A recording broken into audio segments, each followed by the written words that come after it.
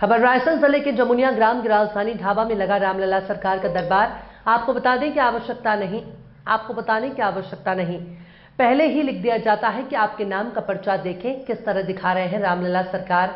पर्चे में आपके भविष्य और भूत की बातें, क्या सच क्या सही, देखें स्वयं नजारा। किसी की प्रोफाइल की जानकारी के बिना किसी को सब कुछ बता देना कहीं न कहीं दिव्य ज्ञान या सनातनी दैविक शक्तियों द्वारा ही संभव हो सकता है। गुरुदेव रामलला सरकार का ये दरबार लगता है और हमने सुना है कि उनके दरबार में जो भी आता है और जो इच्छाएं लेके आता है वो पूरी होती हैं जी। तो किस तरह से ये चल रहा है, किस तरह से उनकी कृपा है, थोड़ा सा बताएं विस्तार से। जय श्री रामलला सरकार, जय मां निकुंभला। समस्त भारत माता के सनातन पुत्रों को मेरा कोटि कोटि वंदन प्रणाम।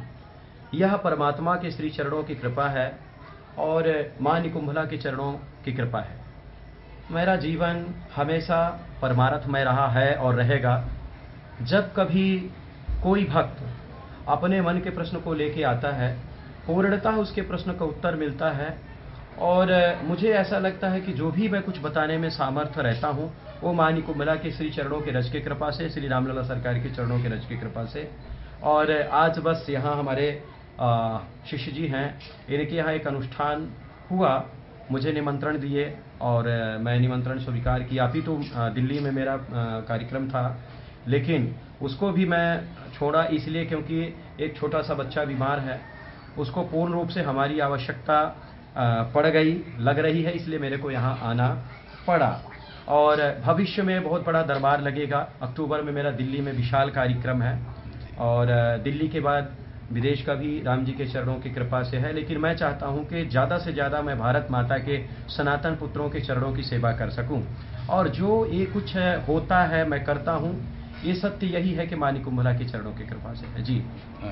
अपना सिद्ध शुभ स्थान कहाँ पर है? देखिए, मेरा गुरु स्थान अयोध्या है और बाकी मैं समय मध्य प्रदेश में ही ज़्यादा दे रहा हूँ।